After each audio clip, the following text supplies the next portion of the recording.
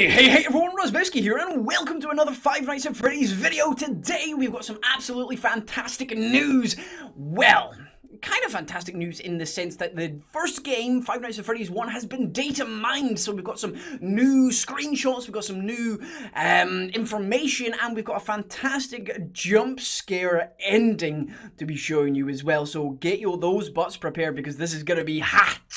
Okay, so remember last week how I told you somebody had hacked Five Nights at Freddy's 2 and we found out Balloon Girl's name was JJ, etc.? Well, this beautiful bastard has done it again. So all credit for this information goes to Combine11. Now, I will link his YouTube channel and the original Reddit discussion in the comment section below so you can go and read it for yourself. Go and check this guy out because he's obviously very, very skilled at what he does. And all the information here, we're just going to be discussing it, and but all the finds are credited to him, so great work, Combine11, you're one fantastic guy. So let's come in and talk about the most exciting gameplay feature that I didn't really know too much about because I wasn't really early into the Five Nights at Freddy's, into the first night, the Five Nights at Freddy's game, if you will. So if we look back to one of the first Five Nights at Freddy's gameplay trailers Scott popped on his channel, you can actually see at the beginning of night 5 you have a little man and you've got a 1 beside it. This was a life system. So it was scrapped very, very late into the game according to the coding, but the life system, if you don't already know what it is you had to complete the game in 5 lives. If you died, you would start the night again, whatever night you were on, but you would lose a life. If you got down to no lives, you would be reset back to night 1. You had to start the game all over again. So, I don't know about you guys, but when I completed the 2020 challenge originally in the first Five Nights at Freddy's, it took me a lot more than 5 lives to get to that point. Think how hard it would be, even just to get through the main body of the game. Think how hard it would actually be to complete the whole game in 5 lives. I can understand why it's in there, because, I mean, it makes it harder, but I'm so glad, Scott, you scrapped that idea, because that would have been absolutely insane. 5 lives for the whole game, that was insane. You would have 1 life per night, and you really just couldn't mess up. So, thank you for getting rid of that, but think how elite everybody would be. Think, would Markiplier have been able to do the 20 challenge? I probably wouldn't have been able to do it. Think about all the other skilled people out there that have done all 20s challenges, so I am glad the lives thing was scrapped, but it's really interesting to see that that was actually in the game till very, very late on. Next up, which is pretty damn cool, is Golden Freddy. Golden Freddy's chance of appearing in the first game was 1 in 100,000.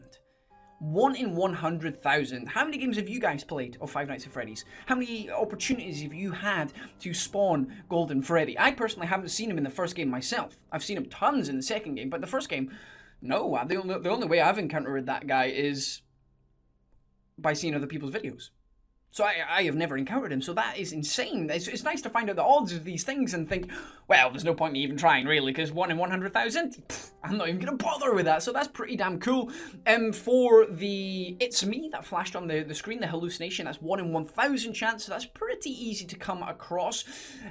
What else is interesting? Oh, he found out the AI levels per night of each one of the animatronics, so it's going to be popped up on your screen right now, so you can have a quick look through that. It's pretty interesting.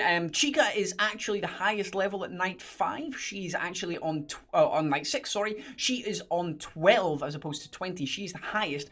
The rest of them are actually pretty low. Bonnie gets up to 10, but Freddy on night 6 is 4. Foxy is 6.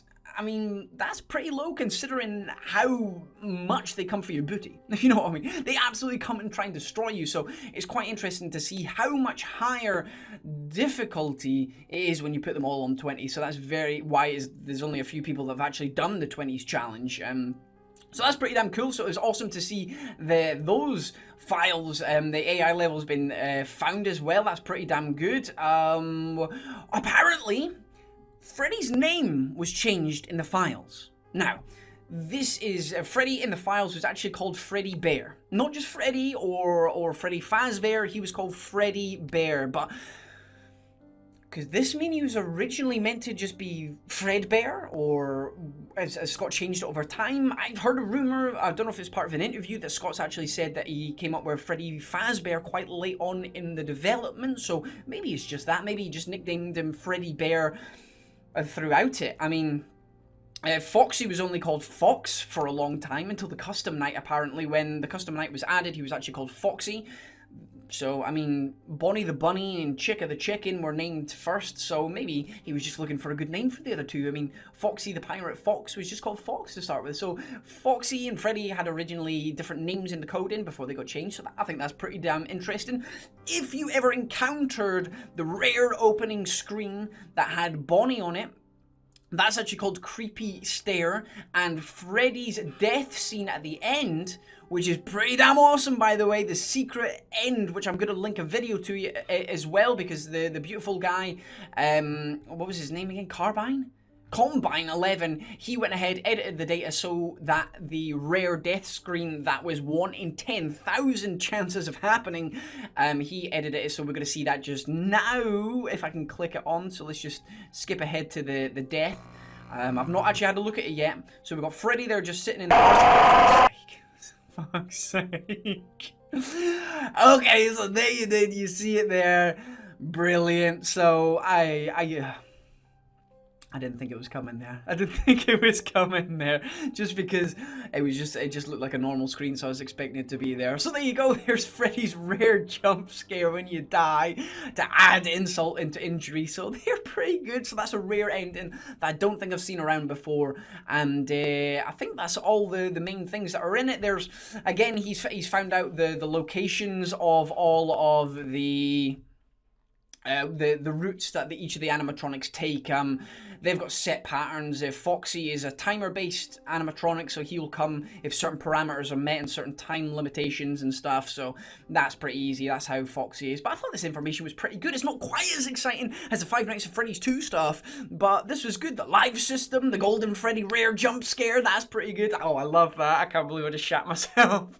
And the Golden Freddy rare jump scare as well is pretty damn good. But make sure you go and check out the Reddit subject as well, because there are plenty of other discussions in there. I just talked about the most exciting ones there, and make sure you go and check out his channel as well if you like his stuff. Maybe drop a subscribe in there as well, because he clearly seems like a fantastic guy. So thank you very much if you watched this video yourself, Combine11.